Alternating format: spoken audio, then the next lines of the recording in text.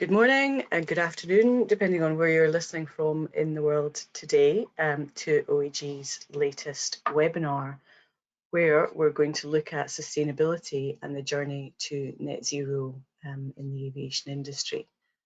So we're going to be looking at targets. So what's agreed and by when, and how ambitious those targets are. How much is all of this going to cost and who's going to pay for it? Can SAF deliver on its promise? There's lots of developments in that area, and we'll talk about some of those and how that's going to enable the industry to move along on this journey. And then we're going to explore a little bit about really, is the industry going to be forced to act in terms of making change happen? Or is the carrot approach the best approach? And there are some good examples across the industry emerging of both of those. So I'm hoping we'll get some discussion on those as we go. As ever, we'll be taking questions as we go along, so please don't hesitate to send us your questions using the chat function, and let us know if they're specifically to any of our guest speakers today. I'm Deirdre Fulton. I'm a partner at Midas Aviation. I'm delighted to be back. It's been a couple of months since I've hosted one of these, but glad to be back in the hot seat. Joined as ever by John Grant, OAG's Chief Analyst, who I'm sure will be sharing his insights and thoughts, not just on the latest capacity position, which we'll also look at today, but also how the industry is really going to navigate these challenges. Welcome, John. Hi, Deirdre. Good to see you, and I can see you because the PowerPoint doesn't seem to be up on the screen. So I can see Mark and Kit as well. So hi, guys. Nice to be here with you. Good morning. So just to check in then, can everybody else see the PowerPoint then? No, I did not see a PowerPoint, Deirdre. So there we are. Fail, epic fail on the first go. Come back, Becca. Come back, Becca.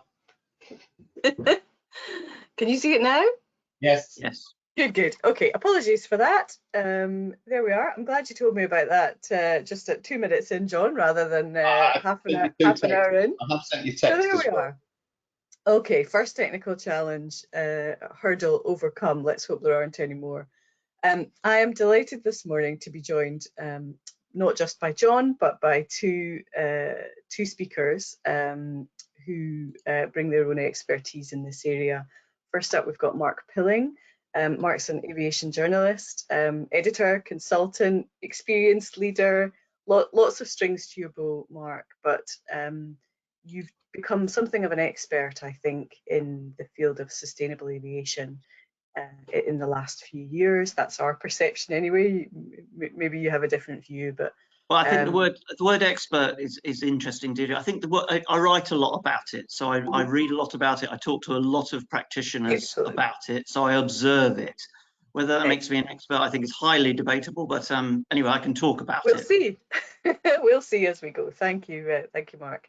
And lastly, but by no means least, we're delighted to be joined by Kit Aspin. Kit's the co-founder of Thrust Carbon, who are a data intelligence platform who provide tools for companies to look at behaviour change in the area of sustainability and emissions. Kit, welcome. We're delighted to have you on board, and I'm sure we'll hear more about your thoughts in the area of sustainability as we go forward this morning. Thank you for having me. Perfect. Okay, let's get started then into some of the detail. As I mentioned, we will be looking at our usual headlines around capacity and where we are. John, we're sort of rumbling along, aren't we, in terms of capacity? No significant changes really this month. Globally, we're 2.2% down on 2019, aren't we? Yeah, the world. I mean, we're back to normal times, and the pandemic. And was there a pandemic? Is sort of well behind us now. we are still at similar levels of capacity to 2019. We haven't moved forward, and that's the point about the 76 million gap, because if we had seen normal growth between 2019 and now, you know, there'd be a lot more extra aircraft flying, lots more seats, demand would probably be stronger, and the industry would be heading towards, you know, some record passenger numbers this year. Truth is, we're at 2019 levels. Many parts of the world are back to where they were pre-pandemic, or very, very close. A couple of places in Europe are significantly ahead, not surprisingly, Mediterranean sunspots, which are always strong at this time of year. And equally in Europe, there's a couple of country markets that are still languishing. Germany, although that's as much about the level of domestic competition and more people using the train, and an active push there, which is part of what we'll be talking about this morning. So it's interesting. In Europe, in Asia, markets are very strong. Australia's bouncing along, and that's going well. China, we're beginning to see an increase in Chinese international travel and capacity, so that's rebuilding. Japan is still a little bit soft, and South Korea. But there are still those tensions in Northeast Asia, Deirdre, that we've seen for quite some while. So, you know, capacity and traffic between China and North America, for example, is virtually zero. A lot of the US airlines have not returned. Doesn't look like they're keen to return this coming winter. Chinese carriers are flying, but airfares are very expensive. So it's not a bad position. I think the challenge we have, and we'll talk about it in a minute, is literally we don't have enough resources, and we tend to think about resources as pilots and even security staff. But you know, there's a whole ecosystem of people involved in travel, and it's the time of year when other working groups, some of them very skilled, are threatening industrial action. So, and of course, we have the weather to contend with that will build up in the next couple of weeks as we get those thunderstorms over Europe and other parts of the world, part of the global warming that we see, and again, relevant in the context of what we're talking about today. Segueing nicely, John, into my next slide, and very much hoping that that my European flight next week is not impacted by these impending strikes. But for sure the weather is, because there's a very, very high temperature in southern Italy where I'm going next week. So just bracing this Scottish body for coping with that. So, but it's a real it's a real concern, isn't it, in terms of the industry's ability to cope with building back, because we're still in that zone, aren't we? Although we are. Dead Europe, you know, Europe is close to that. Yeah, let's have a look at this, the table on the right-hand side first, which was the month of June, broken down by week, leading up to the week of the 4th of July, Independence Day. And this was taken from the OAG on-time performance data.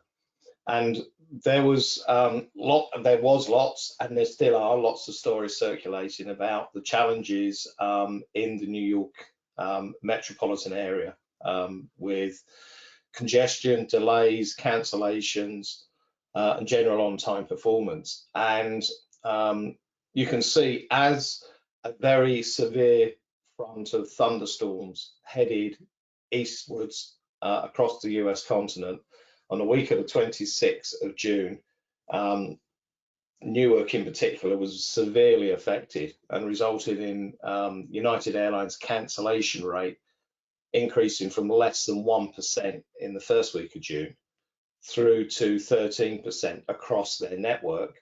And a large part of that was all down to Newark. Now, the challenge in Newark was a combination of the weather, which restricted aircraft taking off in a westerly direction, heading to the rest of the US continent, a lack of air traffic controllers, those air traffic controllers that are working and have joined the industry since COVID are still, in some respects, learning the ropes. So that's difficult for them. You know, until you've seen and lived through a crisis, you don't know how to live through that crisis. If you see the weather's becoming bad, you can actually do something about it, and you can plan in advance, perhaps. Aircraft couldn't be routed through Canadian airspace, which used to be one of the bolt holes out and one of the ways to solve the problem, because the Canadian authorities don't have enough air traffic controllers. And so the ramp was becoming extremely congested. And then you had departing aircraft that were heading to Europe that were stuck between two aircraft on the ramp or on a taxiway that couldn't find a gate because there were no gates to be had. So it all became a real mess. Last week, some flights from United were actually routing as far south as Florida before heading back over to Los Angeles to avoid weather fronts. Not very good in the context of sustainability and using fuel effectively. So a real challenge in the US market, and as I say, it's not going to go away. And you can see that those airlines who have a skew of their network towards the West Coast performed much better. So people like Alaska, who've got big bases in Seattle, for example, did very well. And then you come to Europe, where we have, you know, it's a free season for ATC strikes in Europe. We've had a couple of French strikes so far, just to test the water and make sure they remember how to go on strike. Because it's a yearly event, and it's occurring in Germany as well. And now we have one of the management unions based in Brussels, who are considering strike action or industrial action this summer, because they, quite frankly, are getting very close to burnout. We're managing more aircraft through a much smaller piece of sky now that the Ukrainian airspace is closed. I think the challenge that strikes me is that, and that perhaps, you know, I was talking to somebody in Australia last week about the Build Back Better. You know, there was a sense of enthusiasm, wasn't there, once we got through the worst of the pandemic, that the industry had a real opportunity to come back better, and the huge focus, I think, on sustainability that we're going to come to is a positive that's come out of that, in terms of that my sense is there's been a real realization that this is something we absolutely have to focus on, and it's become a priority issue. I think all of the operational headaches and resource constraints and challenges that are manifesting in things like this, the disruptions in the US, and you know, strikes that we're seeing right across all different sectors, are pointing to the fact that investment is needed in the industry, whether it's investment in new infrastructure or investment in more efficient ways of doing things. And all of that is going to cost money. At a time when airfares are, you know, they have never been higher, the idea that you've got a headache that needs to be fixed in terms of the short term, I guess, about resources, constraints, infrastructure, you know, you name it, there's a list of things. What's then going to come very quickly, I think, on the back of that, and one of the things I want to talk about today, is the cost of having a sustainable industry. All of that tells me that, you know, flying, and perhaps rightly so, is not going to be cheaper in future than it has been in the past. And actually, we might look back on airfares today and say, "Gosh, that was a reasonable time to fly." You know, so many times I've said it, and Mark has witnessed the man in action. You know, but Michael O'Leary doesn't very often get it wrong in terms of what he says and how he expresses it. And you know, he's said repeatedly now, the days of cheap airfares are over. And they are, for everyone except Ryanair, of course, but that's his story. But the other side of this coin is, you know, airlines have now resourced up and done their best to fully resource in terms of flight deck, cabin staff, all of the bits they need to fly full summer programs. And then you end up with EasyJet preemptively cancelling the 1,700 flights in the summer in August, primarily from Gatwick, because they see that it's going to be better to cancel now, rebook people so it can change their plans, adjust their schedules, whatever, rather than tell them at 24 hours notice that a piece of airspace in Europe is going to be closed, or they're not going to be able to get them to their destination on the flight that they had booked. So it's frustrating for airlines that the supporting infrastructure isn't there. You know, you can't do anything about the weather. It's just one of those things. But everyone has known for quite some time that this is the amount of volume that is going to be moving in the air traffic systems around the world through the summer months. So to be hitting these ATC type delays now means, you know, we either didn't plan very well, or we haven't trained fast enough, recruited fast enough, and we're going to have some of the same issues that we thought had gone away last year. And this time the attention shouldn't be on the airports and the airlines, but maybe on some of the regulatory authorities. Okay, let's move on then. You mentioned that we can't do anything about the weather. I guess ultimately that's the big question, isn't it? You know, why is the weather changing, and to what extent is the level of emissions globally impacting on climate change? We're never going to be able to answer that question in today's webinar or do that justice, but with that in mind, I guess let's delve into this topic. I wanted to just, you know, have a very quick overview of, well, where are we now? So aviation accounts for more than 2% of global emissions. We've got a raft of development happening in terms of, you know, aircraft engine manufacturers working on alternatives, both in terms of the electrification of aircraft, different types of fuel technologies. We've got airlines offering carbon offsets to customers, but those haven't yet had a great uptake. And there's a sense, open to discussion on this, but do consumers really yet see that it's their role to pay for this kind of investment? We've got lots of investment in SAF. We've got aircraft manufacturers looking at how to make existing aircraft more fuel efficient. We've got the development of electric aircraft. So there are lots of things happening. There are news stories every day about pockets of activity that are happening in the industry. I think the difficult thing to get visibility on is to what extent all of those things now, you know, looking forward plus 25 years, will get us to the goal, which is net zero by 2050. There's a consensus, I think it's fair to say, across the industry that getting to net zero needs a combination of things. And the Mission Possible Partnership are the authors of this chart, or it's been repurposed slightly, I think, by The Economist, which sort of aims to really show visually that this combination of things, so efficiencies in fuel,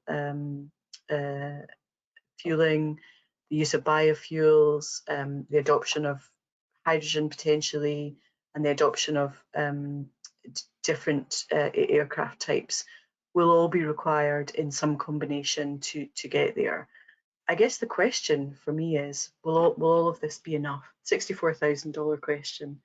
Mark, in the things that you've observed, in the conversations that you've been party to, what's your sense? I'm not asking you to whether you think it is enough or not, but feel free to. Yeah, I think the first thing that I would say is, you know, your introduction, Deirdre, which is excellent, is the industry knows that full well that it has to respond. You know, this is the #1 strategic issue, for whether you're an airline, an airport, a manufacturer, you name it, and wherever you are on the value chain, this is #1. This is your #1 priority, in addition to obviously making money and staying in business, which therefore becomes this, because this is a business critical item. You know, just for a bit, and to pure business terms, you know, you can put aside almost the climate change responsibility totally, which is where this comes from. So the industry knows this because it burns fossil fuel to make itself happen every day, millions of gallons of it. And this is unavoidable if you want to get an X-ton aircraft into the air. We need a lot of thrust, you need a lot of power, you need a lot of energy. So the industry's known this for decades, but now, and especially over the last 2, 3, 4, 5 years, we're really seeing mobilization in terms of what to do, what, by when, etc., which is what you described. So I think that would be my first observation. Whether we can do it by 2050 as an industry or as a world, right? 'Cause it's not just aviation that has to decarbonize, it's every single industry has to figure out its decarbonisation strategy. And actually aviation, it could be argued, is somewhat ahead of the game by having set targets. Many industries do not have targets. This industry does. Is it the right target, etc.? Who knows? It's related to the whole, the Paris Agreement, the reduction in the world's temperature.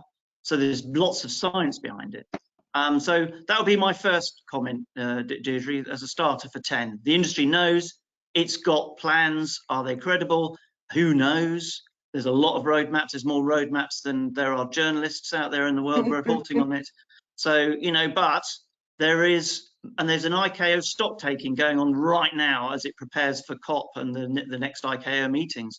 There is hundreds and thousands of people mobilized across the industry in this effort. It's becoming it's becoming just a great global aviation industry effort, I would say.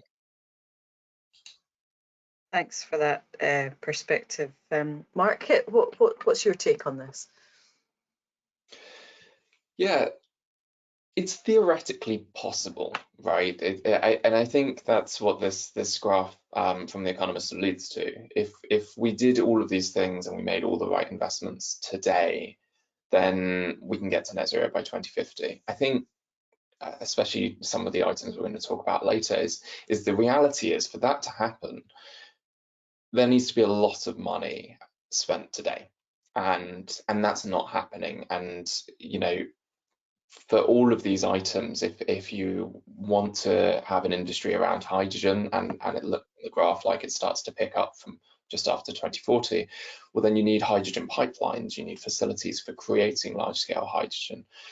The time span for making an energy plant, be that hydrogen or any other type of energy plant, is typically in the decades. So the money has to be put down today to make that happen. And that's aside from the technological challenges that still haven't been solved with some of these things. And likewise with SAF, we will need thousands of sustainable aviation fuel plants. And again, that is a huge amount of money. And the numbers being talked about are out by magnitudes. The Department for Transport in the UK has put down £100 million for investment in sustainable aviation fuels. That pays for a third of a plant. That's just not enough. It needs to be at least 100 times that to really start to make a difference. So it's possible, and I totally agree with Mark's point. It's the future of the industry. It's the future of every industry to really get us back on track on a more sustainable path. But there's, I think, a little too optimistic at times. And I think in terms of we'll come on to investment a little bit later, but I think therein lies the challenge, doesn't it? If you think about what we were just talking about in terms of the constraints and challenges that are happening in the industry today, right now, in terms of availability of resources, and ultimately the resolution of some of those things will cost money. Let's not be naive about it.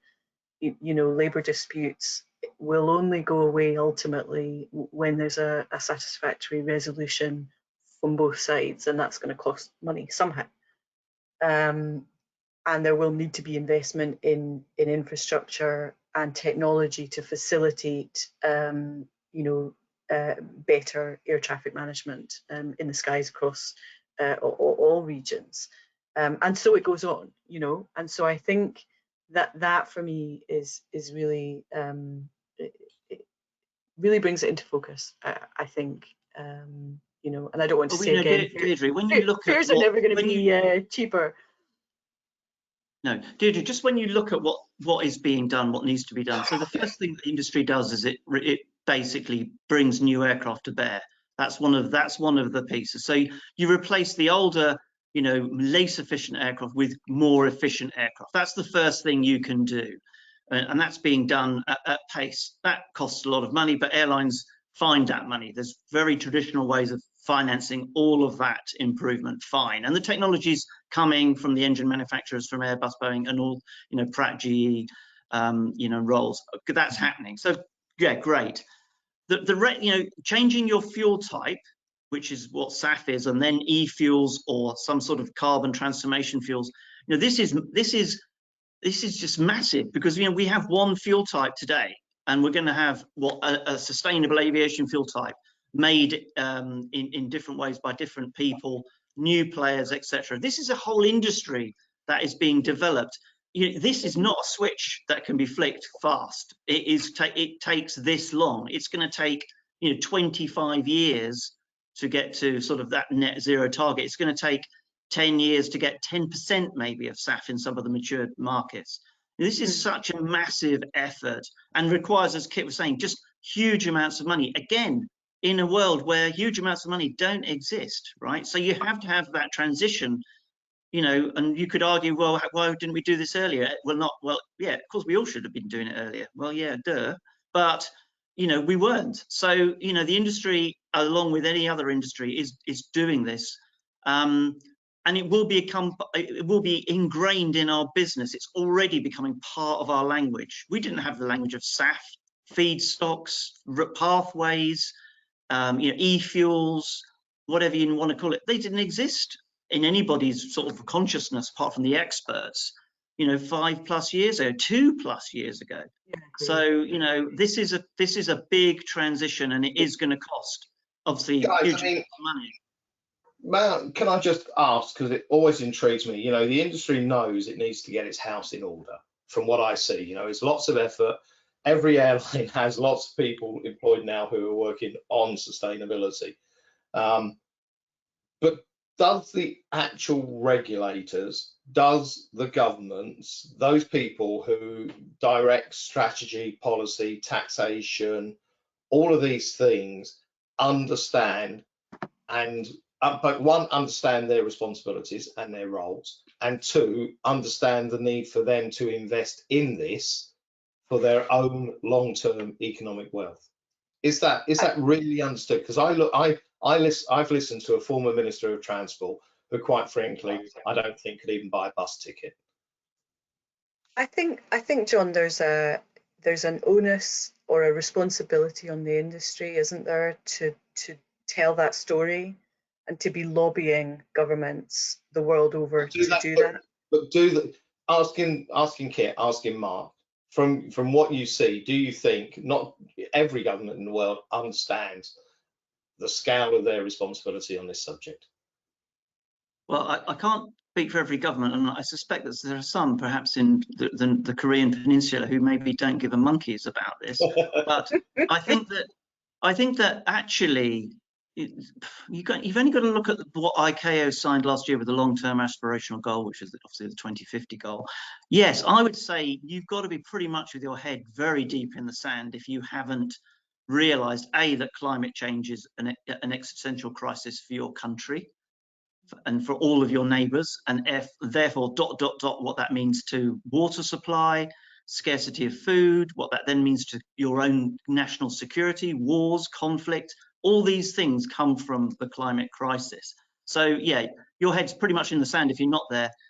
So I think my observation anyway is, yes, of course governments do get it, but they haven't got a lot of money either. They're not going to pour money into this, but what they can do obviously is create the environments, which is what we'll talk a little bit about, where people, investors, private companies, whoever it is, wants to come along and say, yeah, actually, there's a business here. We can be part of the business of the sustainability movement of decarbonising an industry. And yeah, I think governments do realise that, and I think the energy security is already such a huge issue that if you can use this as a lever to become more energy independent, you've got a real national asset on your hands if you can make it work. And I think that plays into the issue we see, right, which is, I agree that I think most politicians understand. There's still, sure, some politicians, particularly in the US on the other side of the aisle, where their head's still in sand and climate change doesn't exist. But I think a lot of politicians in most of the world now do agree with it. But then to make those investments, the returns are really going to be 20 years out. And it's interesting, right? Because with the invasion of the Ukraine, that has enabled us to see that, as Mark said, energy security is really important. One of the great ways of adding more energy security today is to invest in renewable energy, because unlike a nuclear power plant, actually it's a form of renewable energy, but unlike a nuclear power plant, that takes 20 years to build. A wind farm, you can go from planning to building within 2 to 3 years, and so that's huge. But then when we look at sustainable aviation fuels and some of the changes that we need there, be that SAF, biofuels, or hydrogen, again, it's that 25-year investment where actually a lot of the returns won't be seen for a long time. And that just doesn't play into the political cycle. Our current government in the UK will probably be out of power in 2 to 3 years. Why do something incredibly, let's face it, it'll be incredibly unpopular if the UK government said we're going to spend 10 billion on SAF when there's a health service that has crippling issues, and people will say, well, why aren't you spending that on our health service? And so the political reality is just so difficult for these investments. It's short-term thinking, isn't it, versus the long-term piece, and I think that's always going to be the challenge, isn't it? I think there's also, I'm just conscious to keep moving us on. I think the other challenge for us as an industry, and taking a kind of global perspective on it, there's continuing demand for air travel, and the economic benefits that are brought by the development of air services are well known. And if you only have to look at the projections for both population growth and demand to see that we're trying to decarbonize the industry and put all of these steps in place at a time when the base number is not getting any smaller. We've got the world population, which is expected to reach 9.7 billion by 2050, and that the sort of composition of that is changing. The biggest countries in terms of population are going to see more growth. We've got India, taking over from China as the biggest population. We've got declining populations in the West and in countries like Japan. So the focus of growth is going to come in different places, I think, is what I'm trying to say. And much of that is going to come from the global south. Now, these are countries where their air services are less developed than the global north.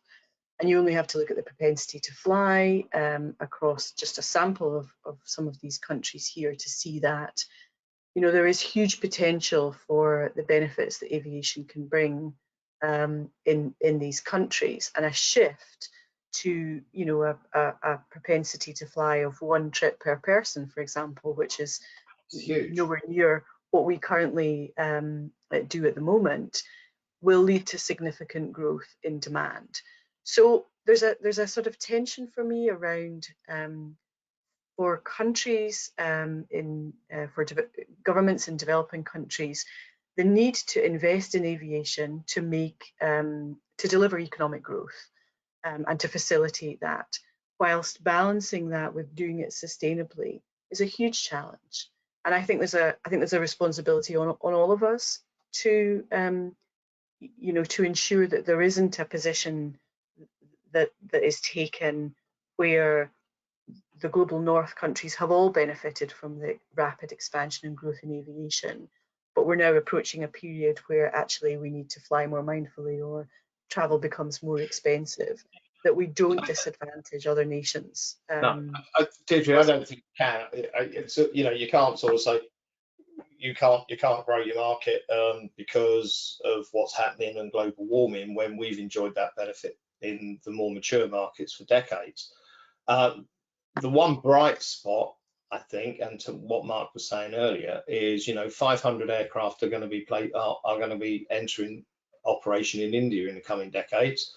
They're all going to be next generation new aircraft with much better environmental credentials than what we used in the US and the UK to get to these astonishing levels of propensity to fly. But all of these markets have as much right and access to travel as anyone else. The benefit is that they will take forward the learnings that we have made in the last 20 and 30 years and hopefully apply them as quickly as possible and from day one to avoid the mistakes that perhaps we've made in the past. I think the challenge, though, is that the baseline is higher, in terms of it's more expensive. And even if you look at, I'm just going to move on to my next slide, which is very specifically about SAF, but it's a good example. Boeing relatively recently, I think in the Paris Air Show, launched their SAF dashboard, which allows the tracking and projection of SAF production. And you can see, geographically, the focus of development has been across primarily the global north. And so there's there's almost a sort of bias, isn't there, in terms of cost and the cost of investment that's already in place that is going to have to shift, isn't it, over time.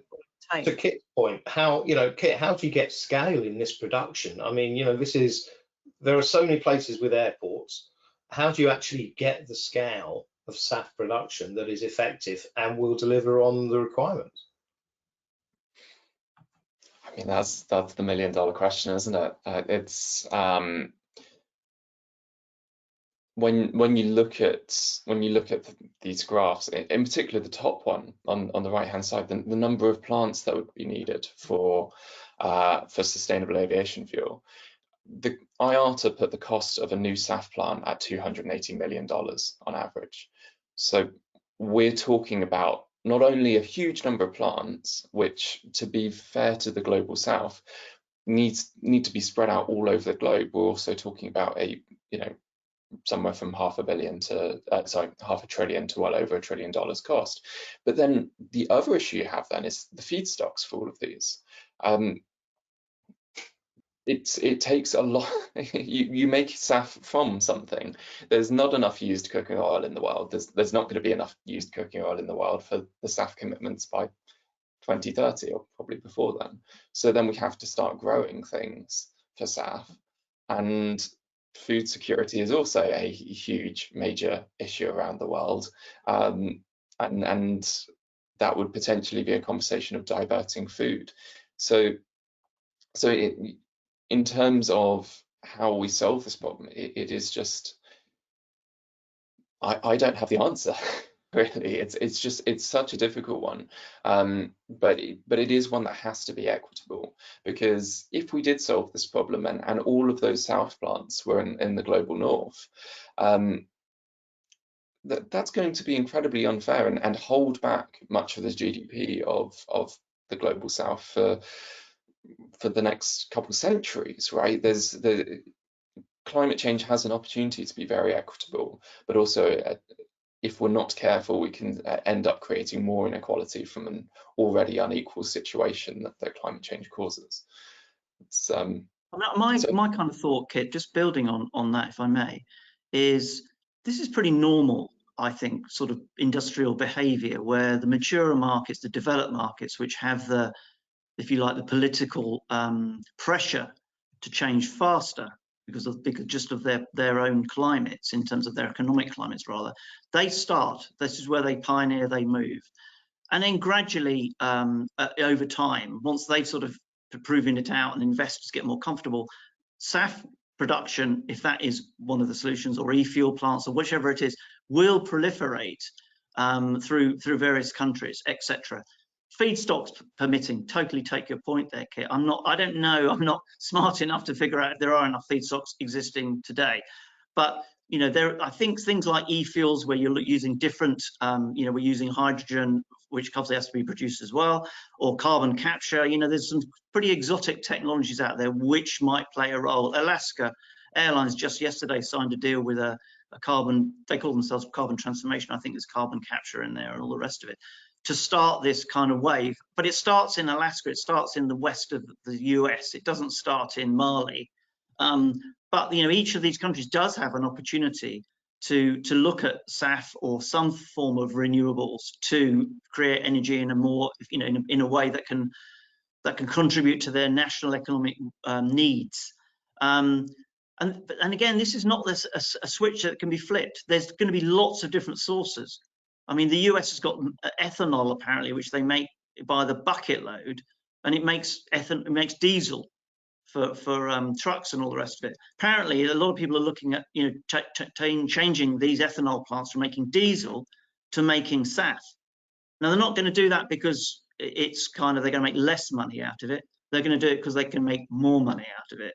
And they can make more money because of the incentives, for example, that the US government is putting in, coming back to your political points, Deirdre, earlier.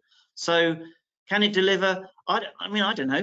But I tell you what, we're going to be having a totally different conversation about SAF in 3 years, 2 years, 5 years, 10 years. There will be a lot of SAF being pumped by 2030. 10% maybe, maybe more, maybe more. Some airlines have got SAF offtakes through that time, and that's where some of the money comes, because obviously you need a customer demand, and an offtake rather is where you buy fuel in advance, you know, to sort of to secure your production. So it's coming. It's coming. Is it fast enough? I don't know. I don't know. But I mean, I think there's a natural pace to these things which you can't force. Governments aren't going to throw billions at this. Of course they're not.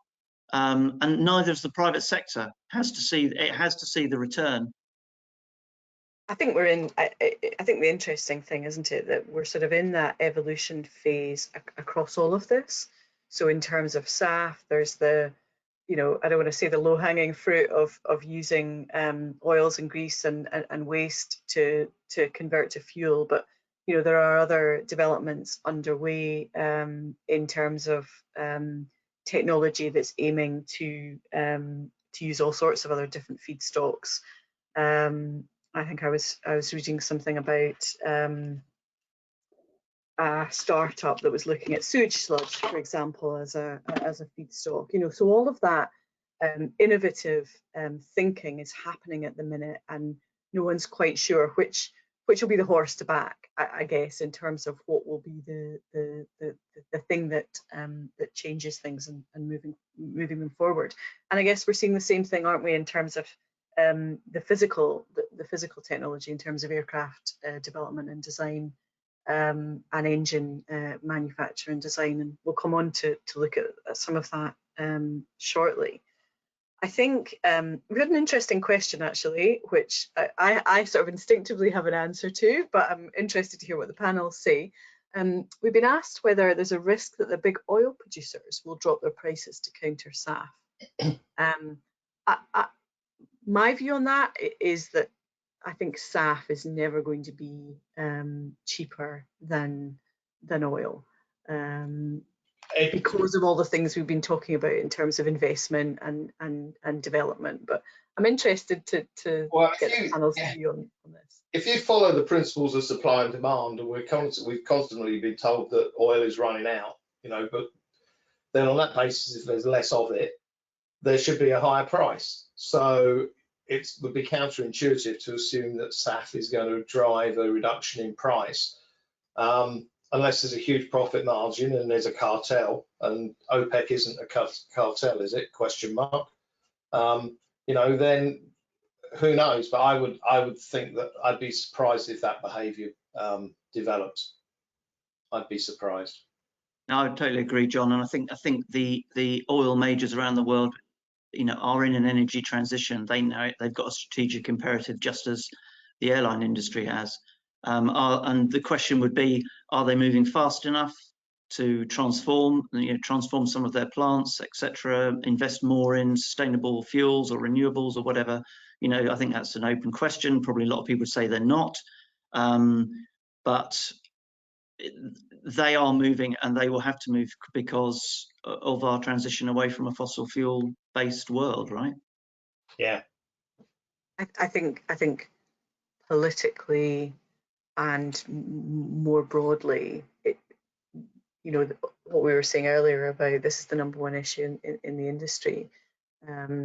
I don't think any move in that direction would play well in terms of the global perception of that kind of action. So yeah, interesting. I just wanted to pick up on this point about regulators and in industry association, I guess, thinking about how the carrot and the stick point, and the industry trying to coalesce around what is happening and how do we capture the developments that are being made. We've seen IATA come out very recently with some roadmaps. You mentioned roadmaps. This detected a slight cynicism, Mark, in your comment earlier. I think I think this is a sort of baseline, isn't it, that has to be set in terms of the industry has to be leading by example in terms of saying, here are all the work streams that are underway in an attempt to try and get us to that point by 2050. The challenge is going to be to then report on progress against that and actually demonstrate how do you measure the adoption of changing fuel across each of these. How do you bring together all of that work that is being done at an individual level by airlines and make sense of that in a joined up way across the industry to say, could we be in a position by 2026 to say we're on target to meet the next step or the step after that? Because right now, I was just looking at the IEA website earlier this week, and aviation is clearly in the not on target. How much of that is about, that there are too many unanswered questions and too much of a gap in terms of how do we get there, versus we aren't actually measuring collectively as an industry well enough the progress that is being made. And there is this sense of, I guess, that we've been discussing of we're in the research phase right now, and the real action is not going to take place or deliver until 10, 15 years down the line.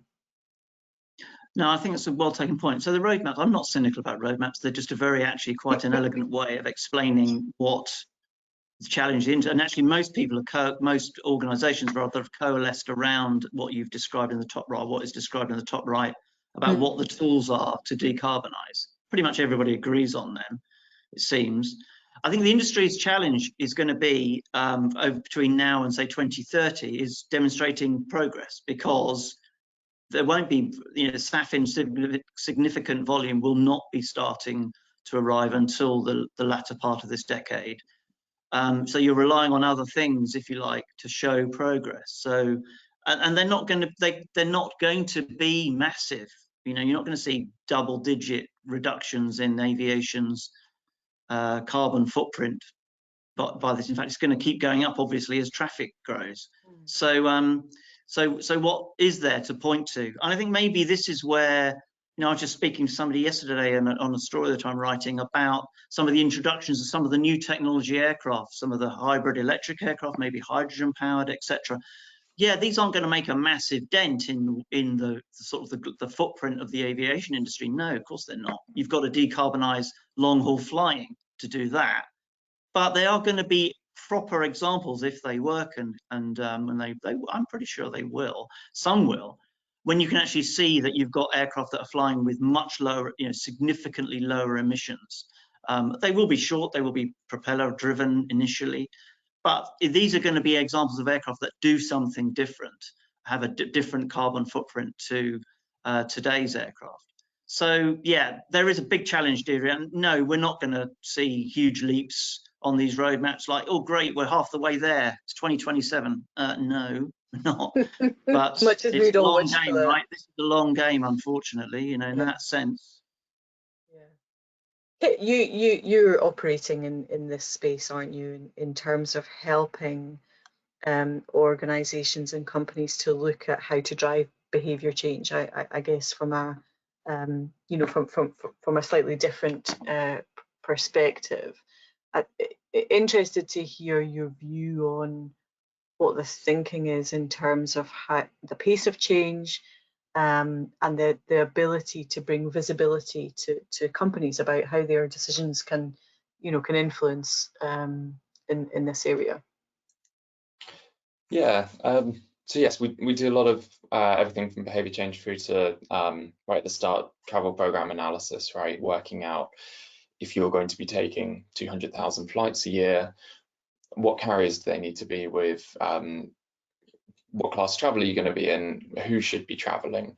And naturally, then the question comes up of what about SAF? Because when you're creating these policies, it has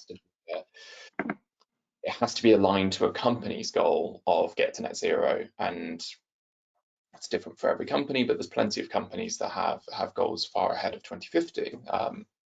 Often we find around 2040 is where many companies are now aiming for, and that creates a lot of internal pressure to do it, and so they're creating their own roadmaps.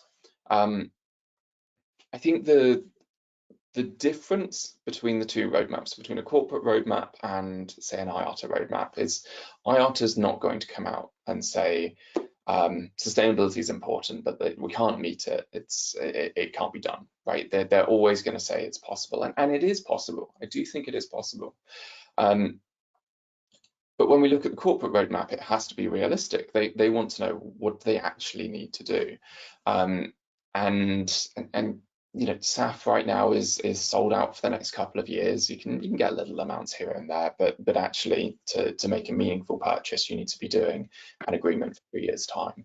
And lots of corporates are starting to look at that and starting to look at what that purchase cycle needs to be, and that's really healthy because again, that creates commitments, that creates incentive for someone to build a SAF plant. Shell said a couple months back that they wouldn't put down the money themselves. Then there needs to be other people to show demand, which I think anyone in this industry would have thought was quite funny, because it's quite clear there's a lot of demand for SAF right now. But yeah, so I think on the corporate side, we're seeing a lot of that. There is demand for it, but at the same time, there's a dose of realism. Electric aircraft, hydrogen aircraft are just hugely exciting, but when you're talking to a company where 97% of their emissions are not from travel, they'll be from manufacturing, and you're saying, well, there'll be electric aircraft. And they'll say, well, how's that electric aircraft going to be powered? Because right now, our 97% emissions are mostly from electricity, and we're trying to buy up all of the green electricity, and will be for the next couple of decades, right? And it's a over-the-top example, but we're going to see that again and again as more industries try and compete for these resources. The feedstocks are going to require huge amounts of land. It's going to create things that can be turned into sustainable aviation fuel. But actually, what about when the cruise industry wants to start buying more sustainable maritime fuel? That's going to come from the same supply. And in fact, it gets made at the same plant. So it's going to create a price imbalance. When it comes to energy, steel needs to decarbonize. That's done with huge amounts of electricity. That is the decarbonization route. Well, hydrogen requires huge amounts of electricity, and so does SAF. A SAF plant does. So there's going to be an imbalance there. If we're not careful. No, sorry. No, I was just going to say, I think that builds on your point, Mark, doesn't it, about energy security and actually the wider piece around countries balancing the development of the production of energy and their commitment to sustainable energy sources across all sectors, and being self-sufficient as well, Deirdre. Being self-sufficient. Yeah, absolutely. I think that's a very attractive prospect for many countries. We've, I feel like we've kind of laboured the point about this is all going to be really expensive, but to put some numbers on it, the Mission Possible Partnership estimated relatively recently that there needs to be an average of 175 billion each year, every year for the next 27 years to 2050. So again, who is going to pay for that? The breakdown of those costs are across all of the developing technologies that we've seen. We've heard from Bain and Co that an eye-watering 1.3 trillion would be needed to invest in sustainable fuel production, and that doesn't deliver all of the SAF that we need. I think for me, there just remains a question about, what impact will all of this investment that's needed to have on fares and then demand. And from a Deirdre, I mean, you sit here and you sort of think, you follow all of this logic, increased cost, increased airfares that you're alluding to. What is going to happen to the elasticity on demand? Is it going to be as strong as it has been? Are we actually setting ourselves up for an undershoot on demand in the next 20, 25 years, because air travel is going to become a luxury item again? And all of this growth in the low cost capacity that's coming in, actually, does that sit comfortably with all of the costs that's going to be coming into the industry in the next couple of years? And are people going to be able to pay that? And in the southern hemisphere, these emergent markets, are people going to have enough disposable income that they can afford to travel by air, or actually is this going to become a suppressant of demand?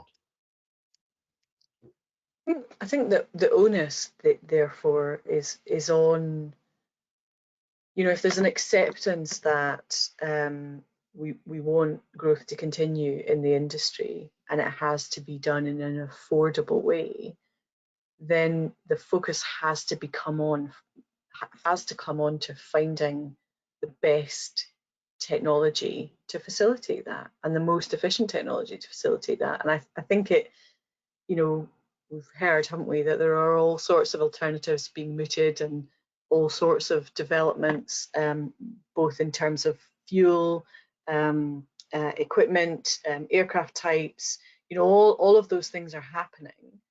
There has to be a point at which that becomes the norm, and the cost then of that infrastructure or that development comes down. And I think it's just hard to envisage, isn't it? Because we're at the beginning of the process, not partway through or 3/4 of the way through. You have to hope that there is a point at which investment coalesces around, we all need to get on board with this and do this, and we need to find a more cost-effective way of doing it. That places all the hope, doesn't it, on how technology emerges in the next 5 years or the next 10 years. Yeah, and some of this technology isn't that hard, right? I don't think making a SAF plant is technically that hard. Okay, yeah, e-fuels and carbon capture, yeah, that's more exotic, definitely. So some of it is not about technology. Getting aircraft into the air with low emissions is about technology. Even some of that, the hydrogen as a fuel is harder. It's been done before. Lockheed did it back in the 60s. Sort of Lockheed and Pratt, sorry. So that's definitely hard. But I'm not sure that the word hope is all very useful in all of this, Deirdre, because we can hope that the climate crisis will kind of fade away, and it's not, right? So we can hope that travel demand might change. No, it's not. People, the need to travel, aviation is a massively successful industry since the Wright brothers. The growth in air travel and just, fares have gone down astronomically as a proportion in real terms over the last 10, 20, 30 years. It's phenomenal how cheap, in a way, air travel is. So is it going to get more expensive? Yeah, it kind of is, but we kind of got to pay that because we're not paying for the carbon that we use to fly today. So I don't know. So I don't know. Well, I don't know what I'm saying, to be honest. But hope isn't a very useful thing for business people, is it? And also for the planet. It needs to be more concrete than that, doesn't it? And that leads me, I guess, to the last slide, which is, where are we in terms of, is this something that is going to have to be mandated in a greater way than it currently is? And we've got different approaches emerging. We've got the US tax credit approach, which is delivering results in terms of the production of SAF, and there's a different mindset, isn't there? And Kit, you allude to the fact that there are different positions in the US, which is a whole other issue, versus the EU, who are taking a much more stringent approach in terms of mandating targets on the use of SAF and mooting, more developments. And we've seen things like, the French government banning domestic flights that could be made by train. In reality, I think we all know this is not a significant number of flights that are impacted, but it's an interesting precedent. And I guess the question is, are we going to see more of that? I think we have to, don't we? I think we will see more of that. So in terms of the regulatory environments, I think my comment would be so what's happening in the US, carrot. What's happening in the EU, stick. The ways that these regulatory regimes will incentivize the production of SAF or whatever e-fuel, whatever renewable fuels it is going to be looked at by many, many other countries, and they will copy or adapt the regime that they see works. So it's very important that these are happening. The aviation industry would say it creates some imbalance because there is a thought that the US system is really sucking investment today into SAF production in the US, perhaps at the expense of Europe. My suspicion is that will normalize as regimes change. But there has to be something. There will have to be incentive regimes to get these industries going. This is normal. Again, it's happened with other power industries and types over time. So that's normal. I would say the industry, though, does have a challenge in terms of, are things going to start happening like in France? And it's quite minor, but it is real for those people. Like in Amsterdam, maybe in other places where people might start saying, well, environmentally, we need to make change happen faster. So we're going to basically reduce your demand. We're going to stop you flying, or we're going to put some sort of rules in. This is only, I think this is only something that people in Europe worry about really at the moment. It might be a worry in other places because it just won't happen. But demand, that ACI Europe, the airport body in Europe, their DG talks about it as being the license to operate. Being the sustainability imperative is the license to operate, not even the license to grow, right? So being licensed to operate, which is pretty fundamental kind of thought. Actually, if you don't do this, if you're not on this, if you're not making that progress, if you're not on your roadmaps, etc., you could be in danger of, stopping your economic growth. I think for the audience here, which is predominantly an Asia Pacific one, perhaps, maybe this is much further out, right? We're not even having discussions about this. But at some point, if your country is, really struggling with climate change, if water levels are rising and, something needs to change, then it might become something you have to think about and get affected by. Thanks, Mark. I'm conscious of time. Kit, any final thoughts from you on this particular point or on the sort of topic in general? I think that this is kind of where everything needs to exist, right? it has to be actions done at a policy level by governments. There is not enough money in for aviation to pay for all the changes that needs to happen, and because so many of these things are long-term changes, the benefits wouldn't be seen by airlines today if they were to be a leader. And don't get me wrong, some are leaders, but if you're a new low-cost airline or a new low profitability airline that's struggling, you're not going to be able to invest in SAF. The carrot and the stick is a huge way to make it equitable across all airlines, being able to say, you know, every flight in this country is going to have a $5 SAF investment tax to help pay for SAF plants in this country. That is one way that it's a penalty on all travelers and on all airlines, but at least it will apply equally to incentivize a whole country to start to invest in those right things. The simple answer though is if more isn't done, the stick is coming, because we have to decarbonize. There's international agreements that countries are under pressure to meet. Their corporate buyers are under pressure to meet decarbonisation targets as well.